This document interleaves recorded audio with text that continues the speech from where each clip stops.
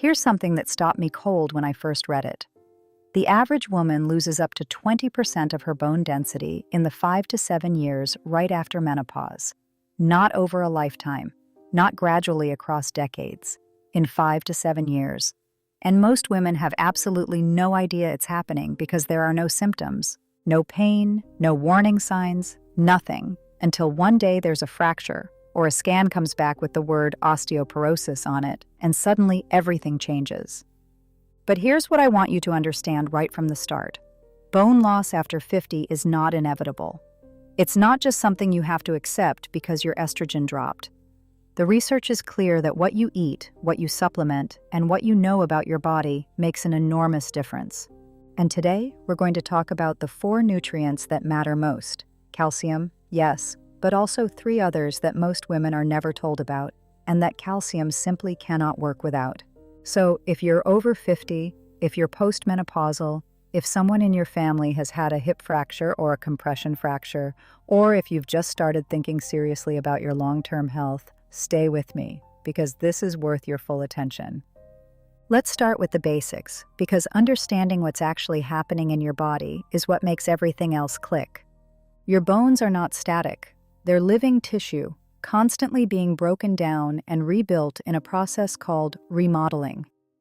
Specialized cells called osteoclasts break down old bone, and cells called osteoblasts build new bone in its place. When you're young, that system is in balance, sometimes even tipping in favor of building. But estrogen plays a critical regulatory role in that cycle. It essentially keeps the osteoclasts in check, slowing down the breakdown process. When estrogen drops at menopause, that brake is released. Osteoclasts become more active, breakdown accelerates, and if the building side can't keep up, and often it can't, you lose density faster than your body can replace it. Now, this is where most conversations stop. People hear bone loss, and they immediately think calcium. And calcium is important. We'll get to that. But here's what the research has revealed over the last 2 decades that most mainstream advice still hasn't caught up to. Calcium alone is not enough. And in some cases, supplementing calcium without the right cofactors can actually be counterproductive. The 4 nutrients we're covering today work as a system. Think of them like a team. Calcium is the raw material. Vitamin D3 is the transporter. Vitamin K2 is the traffic director. And magnesium is the construction manager. You need all 4 working together, and most women are only thinking about one. Let's talk about calcium first, since it's the most familiar piece of this puzzle. Your bones are made of a mineral matrix, and calcium is the dominant mineral in that matrix. About 99% of the calcium in your body is stored in your bones and teeth. The remaining 1% circulates in your blood and is involved in muscle contractions, nerve signaling, and heart rhythm. Your body treats blood calcium levels as a top priority. It will literally pull calcium out of your bones to keep your blood levels stable, if it has to. That's not a flaw in the system. It's by design. But it means that if you're not getting enough calcium from your diet, your bones are quietly paying the price. For women over 50, the recommended intake is 1,200 milligrams per day. Most women are getting somewhere around 700 to 800 milligrams from diet alone. That gap matters. Good dietary sources include dairy, milk, yogurt, hard cheeses, but also sardines with the bones in, canned salmon, fortified plant milks, tofu made with calcium sulfate, and leafy greens like kale and bok choy. Spinach actually contains calcium, but also high levels of oxalates, which bind to calcium and reduce absorption, so it's not the best source despite its reputation. Now, what about supplements? This is where it gets nuanced. Studies have raised some concern about high-dose calcium supplements, particularly calcium carbonate in doses above 500 milligrams, and a possible link to cardiovascular calcification. The concern is this. When calcium enters the bloodstream without proper guidance, it doesn't always end up where you want it. It can deposit in soft tissues and arteries instead of bone. This is exactly why the other nutrients on this list are so critical. They don't just support calcium, they control where it goes. So if calcium alone isn't the answer, what actually directs calcium into bone? This is the part most doctors never explain, and it changes everything about how you should be thinking about your supplement routine. Vitamin K2 is probably the least talked about and most underestimated nutrient in bone health. And honestly, it's the one that made me rethink everything I thought I knew about this topic. Most people have heard of vitamin K, usually in the context of blood clotting. That's vitamin K1, and it's different. Vitamin K2 is a distinct form that operates almost entirely in bone and cardiovascular tissue. Its primary job is to activate two key proteins, osteocalcin and matrix GLA protein, or MGP. Here's why that matters. Osteocalcin is produced by osteoblasts, those bone-building cells we talked about, and its job is to bind calcium to the bone matrix. But osteocalcin can only do that job when it's activated by vitamin K2. Without K2, osteocalcin just floats around in an inactive form, and calcium doesn't get properly incorporated into bone. MGP, on the other hand, actively prevents calcium from depositing in arteries and soft tissue. It's essentially a protective protein, and it also requires K2 to function.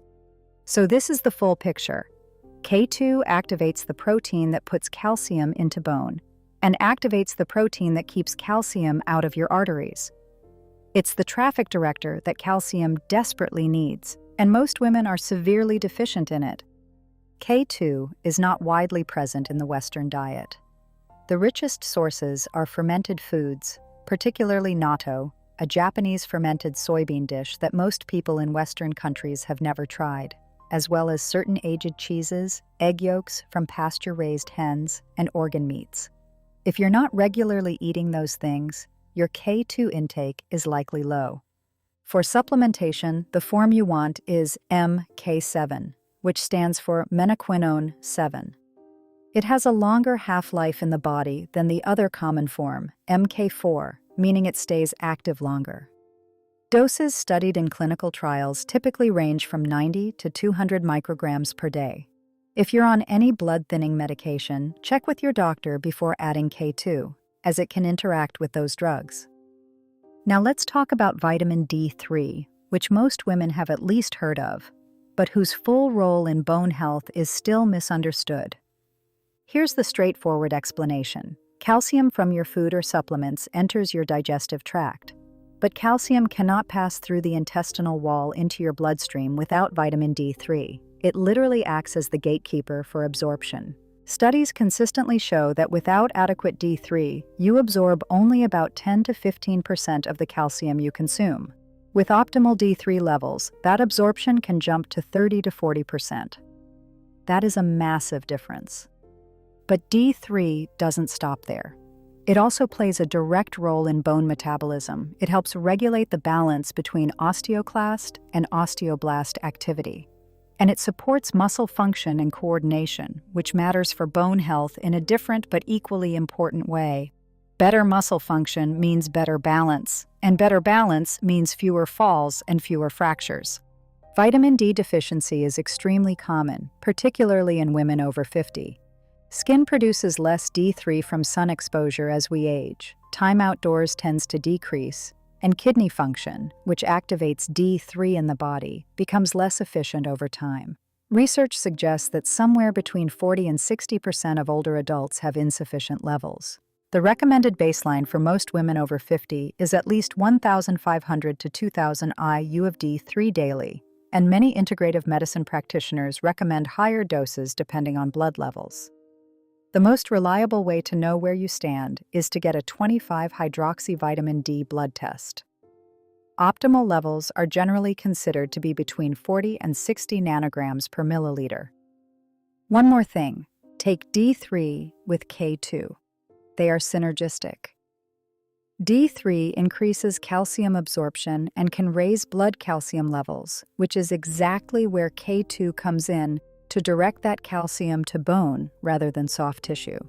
Taken together, they're far more effective than either one alone. We've covered calcium, K2, and D3, but there's one more nutrient that ties the whole system together, and it's one that's almost completely overlooked in conversations about bone health, even though deficiency in it affects over half of women over 50. Magnesium is involved in over 300 enzymatic reactions in the human body. It regulates nerve function, blood pressure, blood sugar, and yes, bone metabolism. About 60% of the magnesium in your body is actually stored in bone, where it contributes directly to bone crystal structure and density. Here's the connection that doesn't get talked about enough. Magnesium is required to convert vitamin D3 into its active form. If your magnesium levels are low, D3 can't fully activate, which means calcium absorption is impaired, which means all the supplementing in the world doesn't work the way it should.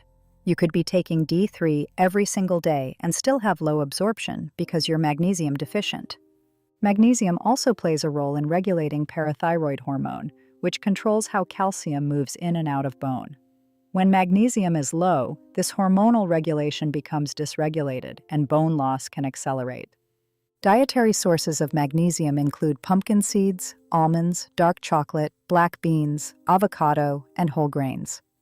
But soil depletion means many foods contain less magnesium than they once did, and stress, both physical and emotional, dramatically increases magnesium excretion through urine.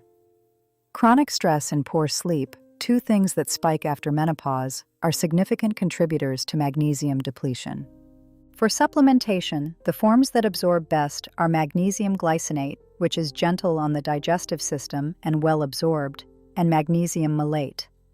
Avoid magnesium oxide, which is poorly absorbed despite being the most common form in cheap supplements.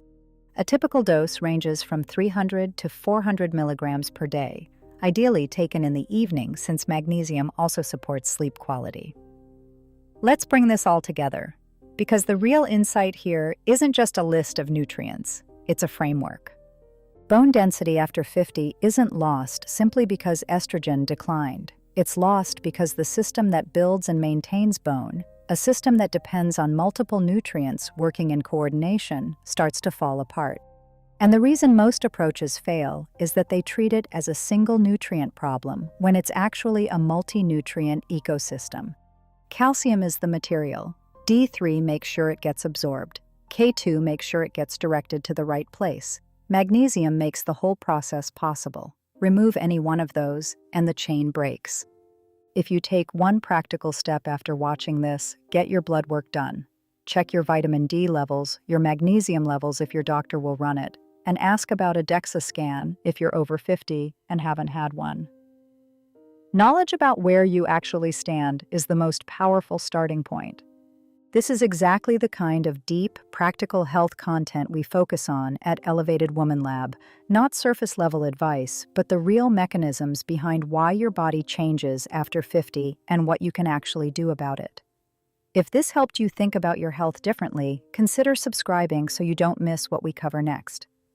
Your bones are rebuilding themselves right now, every single day. The question is just whether they have what they need to do it well.